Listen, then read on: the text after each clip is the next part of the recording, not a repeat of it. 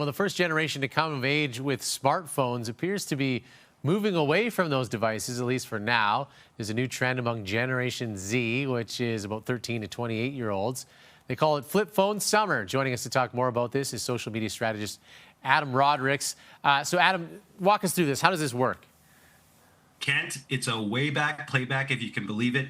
Gen Z is actually winding back the clock. They're ditching their smartphones in favor of the 2000s era flip phones, just trying to spend less time on screens while school is out. Now, this trend is going everywhere, TikTok, Instagram, and it's really aimed at disconnecting during the summer months, restoring a grip on reality, but also a bit of a digital detox of sorts. So are there health benefits to doing something like this?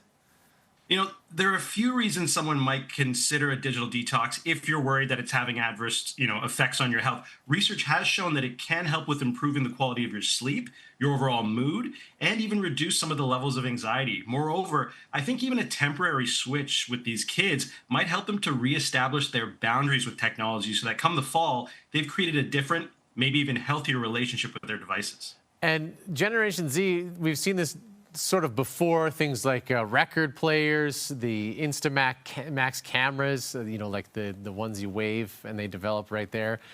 Why are these younger people going back to older tech? We're seeing the comeback of a few different ancient pieces of technology.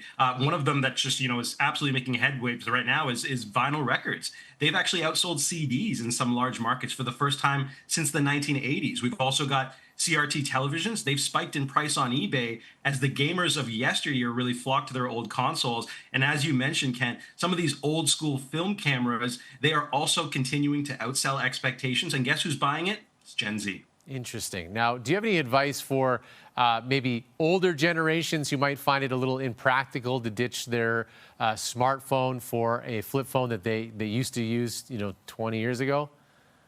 Yeah, so Kent, that's going to be a little bit harder for the adults. I think if you're going to try and embrace a flip phone summer, it's really going to be difficult because our digital infrastructure has come a long way since those early 2000s.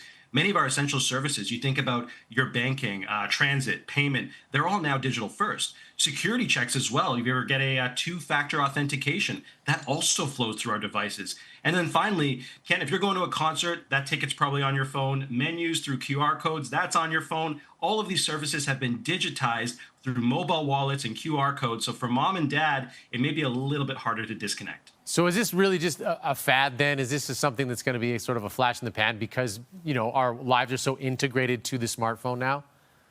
Certainly, and it's also positioned as such. Nobody's talking about this being a permanent switch. They seem to like the click when they actually close the flip phones, but everybody is coming back in the fall. Okay, well, we'll look forward to all that in the fall.